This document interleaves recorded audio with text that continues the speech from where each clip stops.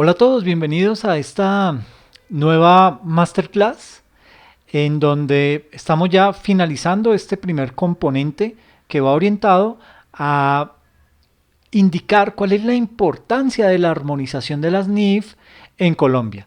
Y aquí nos surge una nueva inquietud y es desde la óptica de nuestro contenido. Profe, ¿puede realizar un ejemplo de reconocimiento y de medición? Esa es la pregunta que siempre me hacen los estudiantes cuando estamos explicando un tema que de pronto no es de lo más sencillo, de pronto se vuelve como muy teórico, pero que hay que aterrizarlo a un campo práctico, a un ejemplo que le dé mucha más luz al estudiante sobre cómo hay que abordar ese tipo de situaciones. Entonces, orientado a eso, vamos a desarrollar este componente, pues precisamente para encontrar realmente esa aplicabilidad de esos conceptos que hemos estado viendo a lo largo de esta serie de videos. ¿Ok? Este es el tercer video de tres, el último de los tres videos, y lo he denominado casos prácticos. ¿Sí? Básicamente, digamos que en este video vamos a aterrizar los conceptos que hemos visto en los dos primeros videos, en el del reconocimiento y en el segundo que fue el de la medición, y ahí vamos a, por medio de dos casos prácticos bastante buenos, tratar de tener mucho más claro esos conceptos y poderlos enfocar y aterrizar hacia lo que queremos hacer. Es un gusto enorme para mí saludarlos de nuevo en este día y les doy la bienvenida a esta nueva masterclass de la cual vamos a desarrollar más videos, porque el propósito no es quedarnos solamente con estos tres, sino seguir y seguir generando más contenido que lo beneficie a usted, que le sirva para prepararse de una mejor manera y de una manera mucho más completa, y que también, ¿por qué no?, entre los dos, usted desde el otro lado de la pantalla y yo desde este lado, podamos seguir aprendiendo mancomunadamente. Soy Alexander Duque y es un gusto enorme para mí poder realizar este tipo de contenido, ponerlo a su disposición y que usted lo pueda aprovechar de la mejor manera. La temática que vamos a abordar en esta sesión está estructurada de la siguiente manera. Vamos a ver un caso práctico número 1, vamos a ver un caso práctico número 2, vamos a cerrar con unas conclusiones y la sección específica en donde hacemos el llamado a la acción, que es el turno es para ti, en donde pues prácticamente lo que hacemos es abrir debate. Entonces, desde esa óptica vamos a empezar a mirar cada uno de los casos.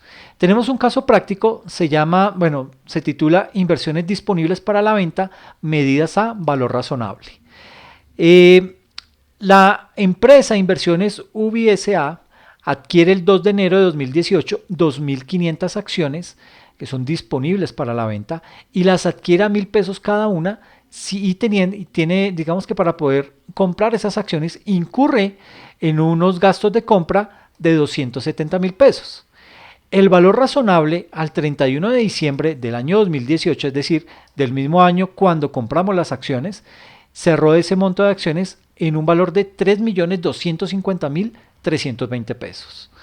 Y el 31 de julio del siguiente año, del 2019, vendimos esas acciones y las logramos vender por un valor de 3.630.500 pesos. Entonces digamos que esa es como la estructura de este ejercicio. Básicamente nos solicitan lo siguiente: determinar el costo de adquisición de esa transacción, determinar el valor razonable a 31 de diciembre de 2018, determinar la utilidad de la venta de las inversiones y efectuar los respectivos asientos contables. Así las cosas, entonces la solución es la siguiente. Voy a dejar aquí el caso enunciado como para que usted se pueda remitir a él en cualquier momento, y en la parte de abajo voy haciendo la solución. ¿Listo? Entonces lo primero que nos solicitan es determinar el costo de adquisición. Un costo de adquisición que pues básicamente vamos a tener que tomar esas 2.500 acciones que fueron el objeto por el cual las compramos, 2.500 acciones, ¿a cómo compramos cada acción? A 1.000 pesos cada una, ¿sí? Ahí ya estamos hablando de una inversión de 2.500.000, pero no es el único costo que tenemos que asumir como un mayor valor de esta inversión. Recuerden que ahí hay unos gastos de compra que ascienden a 270.000 pesos. Esos gastos se capitalizan con esa inversión, es decir, son un mayor valor de la inversión. Es decir, de esos 270.000 pesos pasan a sumar a estas 2.500 acciones multiplicadas por 1.000 pesos, que me dan 2.500.000 más 270 me daría un total de 2.770.000 pesos. ¿Ok? Es decir, tengo las 2.500 acciones por 1.000 pesos cada una, más los costos o los gastos de compra. Eso es un mayor valor de esa inversión. Por lo tanto, ahora que vayamos a hacer los asientos contables, vamos a tener que registrar esa compra por los 2.770.000. Ese valor, ¿qué viene siendo? Pues básicamente esta es mi medición inicial. El monto en el cual he cuantificado ese tipo de inversión. 2.500 acciones a 1.000 pesos cada una, más los gastos de compra de esas acciones. ¿Ok? Ese es mi valor inicial, 2.770.000. ¿Qué más me solicita el ejercicio? Me dice, ok, ya que determinó la medición inicial, ahora determine la medición posterior al 31 de diciembre de 2018. Así las cosas, entonces lo que tengo que hacer es, el ejercicio me dice, hey, mira, el valor razonable al 31 de diciembre de 2018 fue de 3.250.320 pesos. Ese fue el valor razonable. Ahora, yo no voy a registrar a 31 de diciembre unas inversiones por 3.250.320. ¿Por qué? Porque el sistema de información va a decir, medición inicial de esa inversión, que fue 2.770.000, más medición posterior al final, que fue 3.250.000, me va a sumar como 6 millones de pesos de esa inversión. Y eso es totalmente falso. Eso no lo puedo hacer. Entonces yo lo que hago es registro como medición posterior la diferencia entre lo que compré las acciones y el valor razonable de esas acciones a 31 de diciembre del 2018. ¿Cuál es la diferencia? Entonces, 3.250.000 menos 2.770.000, eso es lo que voy a calcular. Entonces, tengo las 2.500 acciones a 1.000 pesos cada una, más los 270.000 de los gastos, eso me da 2.770.000. Y tengo los 3.250.000, que es el valor razonable al cual estoy midiendo esas acciones al final del periodo. Entonces tendría 3.250.000 menos 2.770.000, me da una utilidad en acciones que no he vendido por un valor de 480.320. No las he vendido y digamos que ahí debo tener eso muy, muy presente, porque eso me puede llegar a inflar la utilidad. Entonces debo tener cierta precaución con ese tema. 480.320 que los voy a reflejar ahí como utilidad, pero que realmente no es una utilidad, sino es el mayor valor por el cual se ha medido, se ha realizado el proceso de medición posterior de esas inversiones. ¿Listo? Tercero, me dice, determine la utilidad de la venta de las inversiones. Sucede que el ejercicio me indica que el 31 de julio del 2019 vendimos las acciones y las vendimos por un valor total de 3.630.500. Una buena venta, ¿sí? ¿Por qué? Porque las compramos en 2.770.000 y las estamos vendiendo en 3.630.000, casi que nos ganamos 900.000 pesos. En ese orden de ideas, entonces lo que hacemos es, tenemos esos 3.630.000, que fue el valor en el cual vendimos las acciones, le restamos los 2.770.000, que fue el valor en el que las compramos, y me da una diferencia de 860.500 pesos. Esa fue realmente la utilidad en esa inversión. ¿Ok? Por eso es importante tener esto bastante claro, porque digamos que de esa manera se tiene que hacer la respectiva medición. ¿Y por qué estoy utilizando el valor razonable? Porque como lo veíamos en la sección, en el video de la medición, veíamos que esos instrumentos de patrimonio que estamos adquiriendo y que nuestra idea no es tenerlos bajo nuestro poder para tener control sobre esa empresa, sino que lo tenemos como un mecanismo de especulación o de inversión para ver en qué momento su valor se dispara para salir al mercado y venderlas y obtener la mayor utilidad.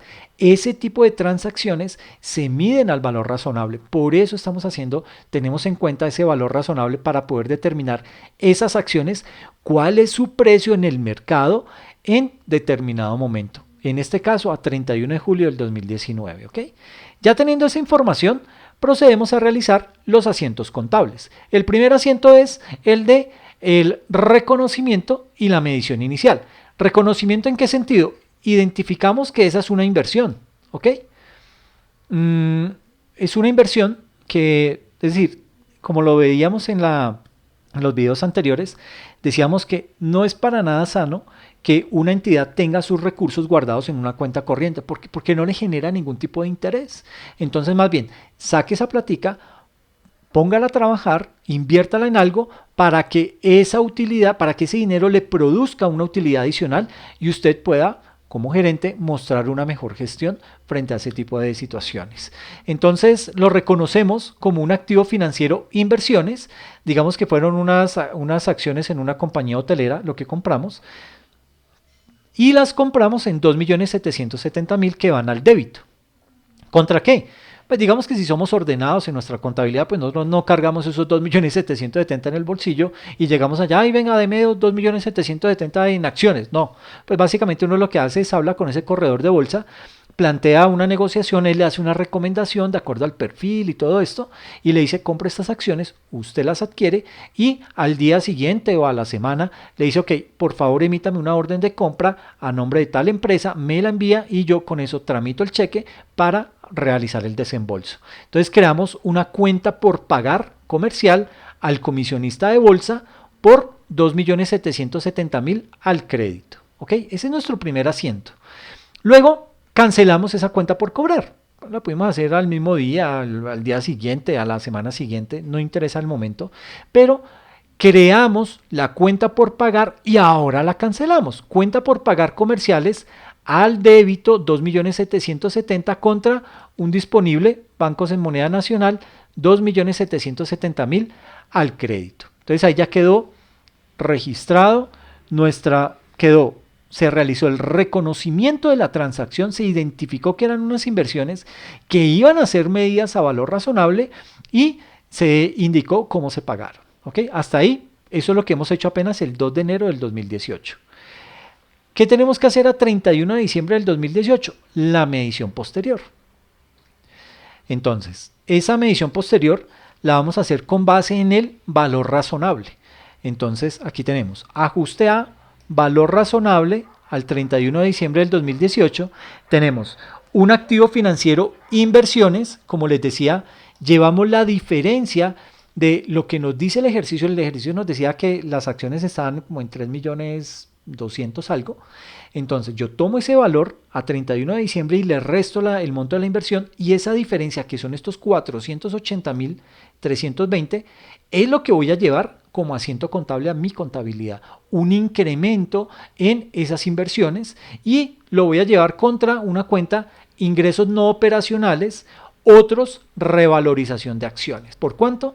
Por 480.320 pesos. ¿Ok? Al crédito. Entonces de esa manera queda medido a nivel, digamos que se realiza la medición posterior de ese instrumento, de ese instrumento financiero y con ese ya digamos que tenemos nuestra contabilidad completamente al día. Pero nos dice que el siguiente año, al 31 de julio del 2019, vendimos esas acciones. ¿Por cuánto las vendimos? Por un monto de 3.630.500. ¿A dónde entra ese monto? Pues directamente a nuestras arcas, a nuestro Banco Moneda Nacional, 3.630.500, y empezamos a hacer los respectivos descuentos. Entonces disminuyo el activo financiero inversiones que estaba valorizado en 3.250.320, es decir, la inversión inicial que fueron 2.770.000 más el valor razonable a 31 de diciembre de 2018, me da un valor de 3.250.320. Eso digamos que se me va el crédito porque yo ya salgo, las vendí, o sea, tengo que descargar eso de mi contabilidad, va al crédito, ese monto, y tengo unos ingresos no operacionales que había contabilizado al momento en que hice la medición posterior, a 31 de diciembre de 2018. Contabilicé unos ingresos no operacionales, esos ingresos no operacionales los cancelo, los llevo al débito por 480.320 y registro ahora sí unos ingresos no operacionales, pero bajo la subcuenta utilidad en venta de inversiones por valor de 860.500 pesos. Eso me da en total 4.110.820 pesos a ambos lados de del débito y del crédito. ¿Ok? Entonces digamos que de esa manera es como se realiza ese tipo de transacciones. Ahora bien, miremos otro caso, un caso práctico número 2. Este es un ejemplo de un activo financiero medido al costo amortizado.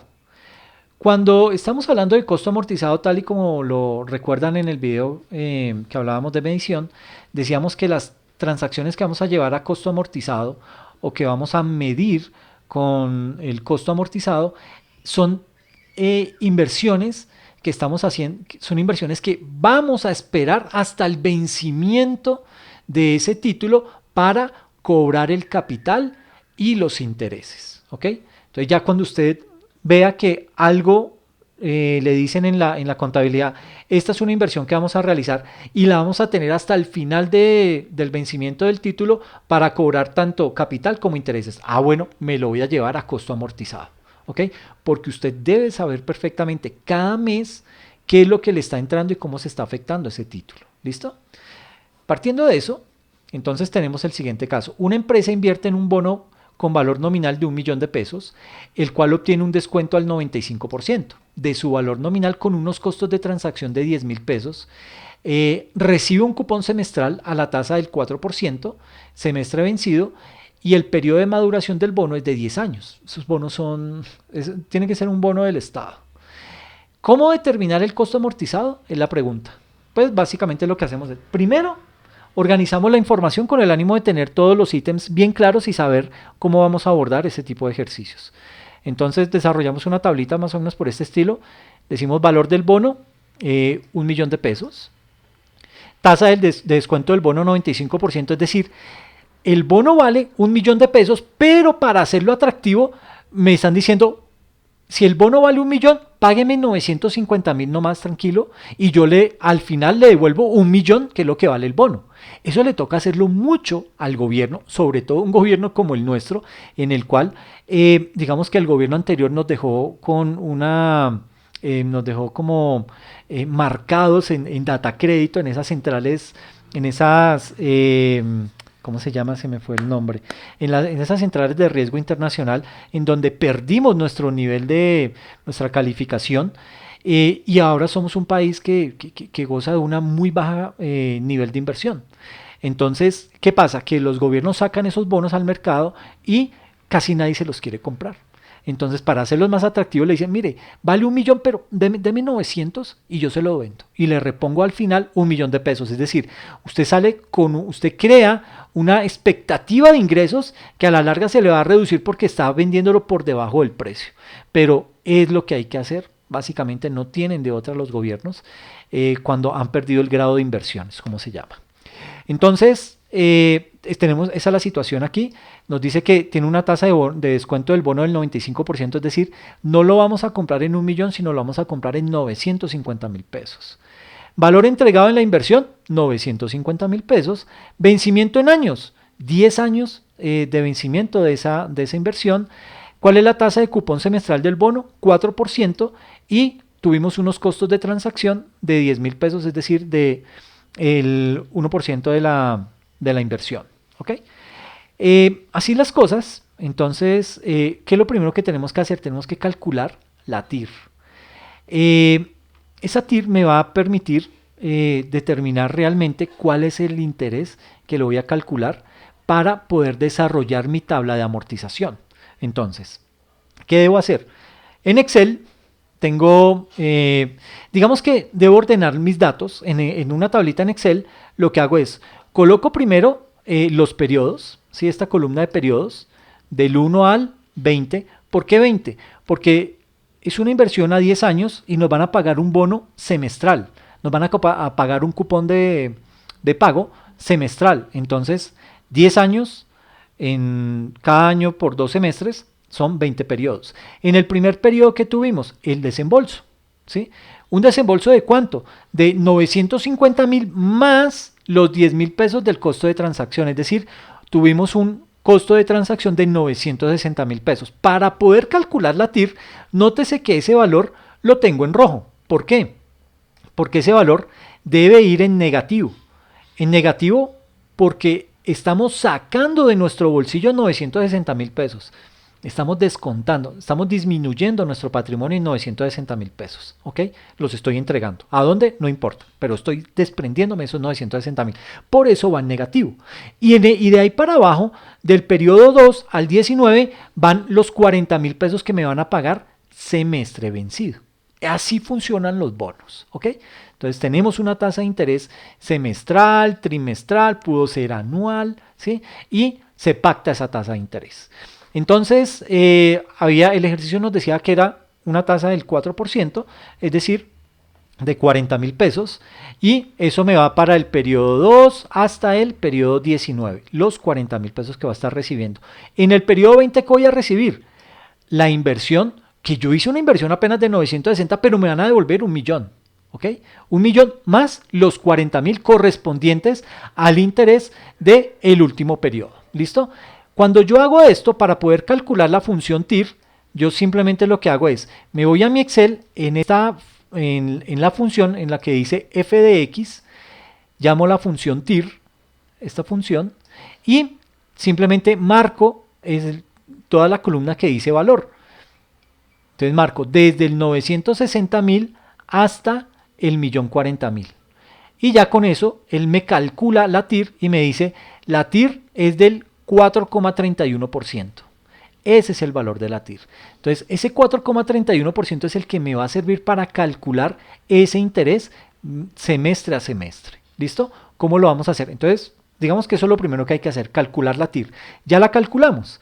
Entonces, luego de hallar la TIR, podrá hacer la matriz de amortización de la operación. Entonces, ¿cómo la hacemos? Tenemos los periodos del 1 al 20, ¿sí? Y arrancamos con un monto de inversión de 960,000 pesos, que fue lo que invertimos inicialmente. 960,000. A esos 960,000 le debemos calcular los intereses devengados, es decir, los 960,000 por la TIR, que es del 4,31. Aquí es 31, sino que Excel me lo redondea al 0. Entonces es 4,31, entonces 960 por 4,31 me da unos intereses de 41,280 pesos. A esos 41,280 le debo restar los 40,000 que estoy recibiendo en ese primer mes, en ese primer semestre, por concepto de esos intereses que ya me dieron, entonces yo ya tengo que descontarlos. Y eso me da 960 más estos intereses de 41,280, eso me da 1,280 menos 40,000, eso me da un valor como costo amortizado al final de ese periodo del primer semestre del 2000, ya ni me acuerdo qué año era. En ese primer semestre me queda un valor, un costo amortizado de 961,280. Recuerde, es sumar estos 960 más estos 421,280 y restarle estos 40,000. ¿Ok? Eso me da 961,280 pesos. Y eso lo hago para cada periodo. Entonces, este valor que resultó ser el valor final del semestre 1 se convierte en el valor inicial del semestre 2. Aquí lo tenemos, 961,280. Le calculo la TIR, de nuevo, estos 4,31 me da un valor de 41,335 pesos. Menos los 40,000 de los intereses devengados por el semestre 2, me da un costo amortizado al final del segundo semestre del año de 962,615. Ese valor final se convierte en el valor inicial del semestre 3. A ese le calculo la TIR y así sucesivamente. Esto se vuelve mecánico. Usted lo parametriza en Excel y le saca la tablita de amortización sin ningún problema. ¿Ok?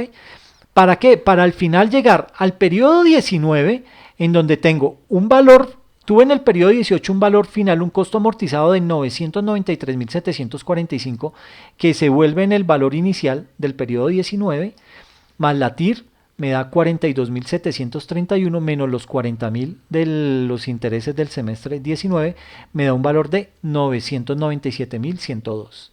Ese valor es el valor inicial del periodo 20, 997.102 le calculo la TIR de 4,31, me da 42.897, menos, ya no son los 40.000 porque yo en ese periodo recibo el capital más los intereses de ese periodo, es decir, voy a recibir 1.040.000. Entonces, 997.102 más 42.897 menos 1.040.000 me da 0.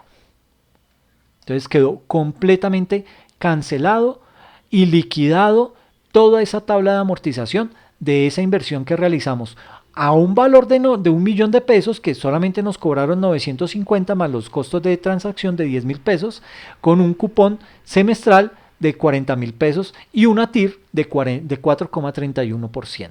¿Ok? Entonces, eso se hace con, digamos que de esa manera se desarrolla esa tabla de amortización. ¿Ok? Luego de eso, entonces, bueno, aquí viene el discriminado de lo que significa cada columna. La columna de los intereses devengados resulta de multiplicar el costo del activo por la TIR, es decir, en el periodo 1, los 960.000 del monto de inversión inicial, más, multiplicado por la TIR, que es del 4,31, eso me da 41.280 pesos. La columna de los intereses recibidos hace alusión al producto entre el principal y la tasa cupón, que es 1.000.000 por el 4%, eso me da 40.000, que eso es el cupón que me van a pagar semestralmente, esos intereses. La columna de capital final o costo amortizado resulta de sumarle al costo del activo los intereses devengados y restarle los intereses recibidos, esos 40.000 pesos, que era lo que decía el cupón. Entonces, para el periodo 1 son 960 más 41.280 menos los 40.000 de los intereses que voy a recibir, me da un costo amortizado de 961.280 pesos. En el periodo 2, digamos que aquí ya viene toda la parafernalia que les acabo de explicar en la tabla del costo amortizado. Entonces ya con eso, digamos que con esa matriz de amortización del activo, podremos entonces realizar los asientos contables. Lo primero que tenemos que hacer es el reconocimiento inicial con su respectiva medición. Entonces, por el valor desembolsado para adquirir el activo financiero más los costos de transacción. ¿Cómo se hace ese asiento contable? Pues es el más sencillo. Vamos a tener unos activos financieros mantenidos hasta el vencimiento, porque nos vamos a dar la pela de tenerlo 10 años, esa inversión, por 960.000 al débito, contra un banco de 960.000 pesos al crédito. Entonces, ese fue nuestro primer movimiento, la compra de ese título, de ese activo financiero. ¿Qué más nos dice el ejercicio? El reconocimiento posterior, es decir, al final del primer semestre, los intereses causados por ese primer semestre. Entonces lo que hacemos es lo siguiente: vamos a registrar los activos financieros mantenidos hasta el vencimiento por el monto de los intereses, es decir, por los 960.000 multiplicados por la TIR, eso me da 41.280 pesos. ¿Listo? Eso lo llevo al débito a una cuenta denominada activos financieros mantenidos hasta el vencimiento. Es un mayor valor, si se dan cuenta, porque en la primera también la llamamos activos financieros mantenidos hasta el vencimiento por 960.000 pesos. ¿Contra qué llevamos eso? Contra una cuenta denominada ingresos por intereses de inversiones, 41.280 pesos. ¿Listo? Por los intereses que hemos recibido, por los 40.000 pesos que están pactados dentro del título cuando lo adquirimos, que era el 4% de la inversión, sobre 1.000.000. Entonces, esos primeros intereses que vamos a recibir en el primer semestre también los debemos contabilizar. Entonces se nos va a un activo financiero mantenido hasta el vencimiento, 40.000 pesos al crédito, contra bancos, porque eso me llega directamente el dinero, bancos al débito por 40.000 pesos. ¿Listo? Entonces, eso es lo que hemos hecho hasta ahora. Hicimos el reconocimiento de los intereses de la TIR más los intereses que nos están pagando por el bono sagradamente cada semestre, 40.000 pesos. Por los intereses causados en el segundo semestre, esto ya se vuelve mecánico de aquí en adelante hasta el periodo 20, bueno, hasta el periodo 19. Para esos intereses causados del segundo semestre, entonces, activos financieros mantenidos hasta el vencimiento, el valor del segundo periodo por la TIR, por el 4,31 me da 41.335 pesos con 4 centavos contra una cuenta de ingresos por intereses de inversiones al crédito 41.335. Y por los 40.000 que recibimos sagradamente al final de cada semestre, el mismo asiento contable que hicimos en el punto anterior. Activos financieros mantenidos hasta el vencimiento por 40.000 al crédito contra bancos, al débito 40.000 pesos. ¿Listo? Y al final del primer año, la cuenta del activo financiero quedaría valorizada a costo amortizado. Así. ¿Por qué hay que hacer eso? Usted me dirá, pero ya lo hice en el primer semestre y en el segundo, entonces, ¿por qué otra vez?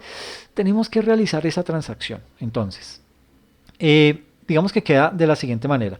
Tengo los 960.000 pesos de la inversión inicial, ¿sí?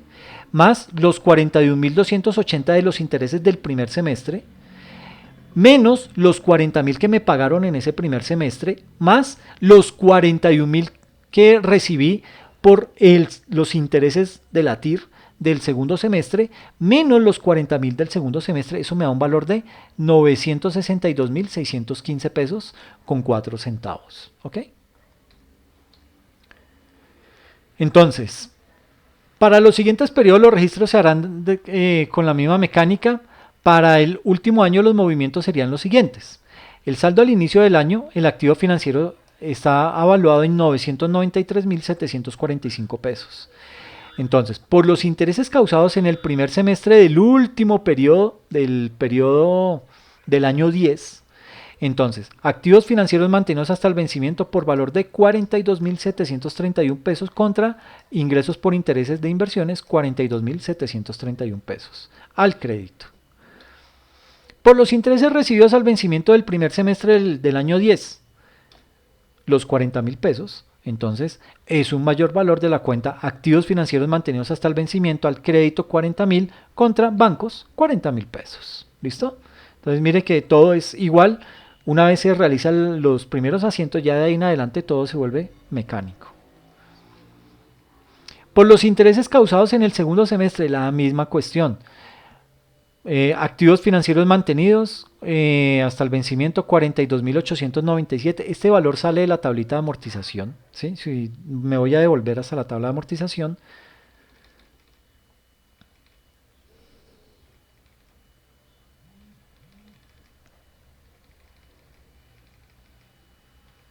Perdón. Entonces, aquí tenemos que el último periodo, los intereses que se han causado por el concepto de esa inversión ascienden a un valor de 42.897 pesos. Voy a borrar esto como para que se vea un poco mejor. Entonces, esos 42.897 son los que estoy registrando en el último asiento del periodo 10, en donde estoy indicando cuánto es lo que realmente percibí por esos intereses. ¿Listo? Entonces estamos hablando de este monto, 42.897 pesos, que esos son valores que salen de nuestra tabla de amortización.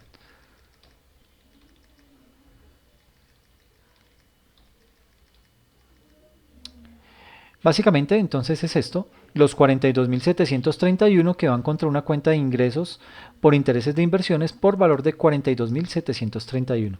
Y por los intereses recibidos al vencimiento del primer semestre, que son los mismos 40.000, activos financieros mantenidos hasta el vencimiento se acreditan en 40.000 y se debita la cuenta bancos por 40.000 pesos. ¿Listo? Hasta ahí vamos bien. Ahora, ¿qué debemos realizar? Por los intereses causados en el segundo semestre, entonces tengo los 42.897 pesos, ¿sí? De esos activos financieros mantenidos hasta el vencimiento contra la cuenta de ingresos por intereses de inversiones 42.897. Por los intereses recibidos en el segundo semestre, digamos que en este caso, ya digamos en ese momento son digamos que estamos finalizando ya ese título, voy a recibir 40.000, disminuyo esos activos financieros mantenidos hasta el vencimiento en los 40.000, entran esos 40.000 a bancos y ahí ya queda legalizada esa transacción.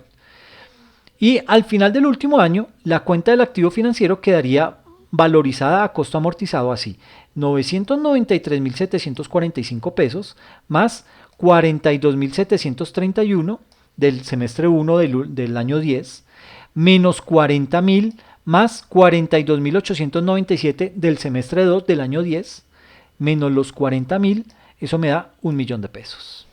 ¿Ok? Es decir, cancelo esa transacción y me devuelven ese milloncito de pesos. ¿Listo? Entonces, seguidamente, se ejerce el derecho de recibir el principal, es decir, el capital que invertí. Aquí entonces recibo, entra a bancos, el monto de 1.000.000 de pesos, que fue la inversión, aunque realmente la inversión fueron de 960.000, es decir, 950 más los 10.000 de los costos de transacción, pero ellos me devuelven a mí 1.000.000 de pesos, porque eso fue lo que habíamos pactado. Contra, cancelamos la cuenta activos financieros mantenidos hasta el vencimiento en 1.000.000 de pesos. Como conclusiones, y si se dan cuenta, mire, esto es muy mecánico, estos son unos ejercicios que basta con que usted tenga perfectamente claro el concepto de reconocimiento y el de medición para que esto le salga de la manera más clara y transparente posible. Si usted tiene claro ese componente, créame que no va a tener problemas en su vida como contador. ¿Ok? Como conclusiones, ¿qué tenemos? Digamos que a nivel de esas conclusiones, vamos a dar 3 conclusiones específicamente. Tenemos que mencionar que conocer los requerimientos establecidos por la norma internacional sobre lo que son las partidas clasificadas como activo, pasivo, ingreso o gasto, adquiere considerable importancia, máxime cuando nos encontramos cercanos a un cierre contable. Como expusimos a lo largo de estas masterclass que hemos desarrollado frente a este tema del estándar internacional, básicamente la medición posterior consiste en valorar el saldo de la partida que figura en la contabilidad para informarla en los estados financieros en una fecha determinada, por lo general cuando se va a realizar un cierre contable. Por eso es importante la medición posterior. Me obliga a hacer un cierre y a valorizar todas esas transacciones que se han venido arrastrando en la contabilidad periodo a periodo. En segunda instancia, la medición posterior, digamos que cobra una mayor relevancia debido a que los activos adquiridos por una entidad no siempre se deben reflejar por su costo de adquisición. ¿Por qué no siempre se deben reflejar por su costo de adquisición? Porque se encuentran sujetos a diferentes modificaciones. Por ejemplo, los activos que están clasificados como propiedad, planta y equipo. ¿Sí? Digamos que la medición posterior cobra una mayor relevancia debido a que los activos adquiridos por una entidad no siempre se deben reflejar por su costo de adquisición, toda vez que se encuentran sujetos a diferentes modificaciones. Por ejemplo, los activos clasificados como propiedad, planta y equipo. Este tipo de activos en su medición inicial se reconocen al costo, es decir, a lo que me costó adquirir ese activo más gastos de escrituración, gastos de abogados, gastos de nacionalización, gastos de importación, etcétera, etcétera. Entonces, digamos que esos activos se ven afectados por el importe de la depreciación, razón por la cual entre las metodologías que la norma señala para su medición posterior se encuentra el costo menos la depreciación y las pérdidas por deterioro de ese valor acumuladas. Otro ejemplo de propiedad, planta y equipo se puede evidenciar a través de las propiedades de inversión. En esas propiedades de inversión, la norma también establece la medición inicial al costo, pero en su valoración posterior, en su medición posterior, esos activos deben ser medidos a través del método del valor razonable, ¿ok? Salvo que para esa aplicación la empresa deba incurrir en un costo o un esfuerzo desproporcionado. ¿Y qué será eso de costo o esfuerzo desproporcionado? Cuando hablamos de costo o de esfuerzo desproporcionado, digamos que entre las múltiples modificaciones que el IASB ha implementado, nos topamos con la frase costo o esfuerzo desproporcionado. La norma considera la no aplicación de un requerimiento cuando se alegue que el mismo demandaría un esfuerzo o un costo desproporcionado. Por ejemplo, la aplicación del requerimiento involucraría un esfuerzo o costo desproporcionado si el incremento del costo, por ejemplo, los honorarios de las personas que van a realizar avalúos de una propiedad, planta y equipo, o el esfuerzo adicional, por ejemplo, voy a tener que exigir la participación especial a los empleados. Eso, digamos que puede llegar a ser considerado como un costo o esfuerzo desproporcionado. Cuando ese tipo de situaciones superan de forma sustancial los beneficios que recibirán los usuarios de la información especial requerida por la norma, a eso es a lo que se considera que dentro del estándar internacional es un costo o un esfuerzo desproporcionado. ¿Okay? Hay que tenerlo en cuenta porque ese tipo de situaciones se pueden llegar a presentar. Ahora bien, siempre que la gerencia utilice la exención o utilice como argumento lo del esfuerzo o costo desproporcionado como una causal para no cumplir algún requerimiento ordenado por el estándar internacional, se tendrá que revelar esa situación en las notas a los estados financieros y ahí se debe explicar las razones por las cuales la aplicación del requerimiento involucraría un esfuerzo o un costo desproporcionado. ¿Ok? Esto es todo lo que teníamos por estas sesiones en las que hemos hablado de reconocimiento, medición y que hemos cerrado con estos casos prácticos para que usted pueda poner en práctica lo que ha aprendido y si de pronto tiene alguna inquietud, lo espero en los comentarios para que ahí podamos tener una retroalimentación mucho más activa. Les agradezco muchísimo la asistencia, gracias por quedarse hasta el final para ver este video y nos veremos en una próxima masterclass. Hasta pronto.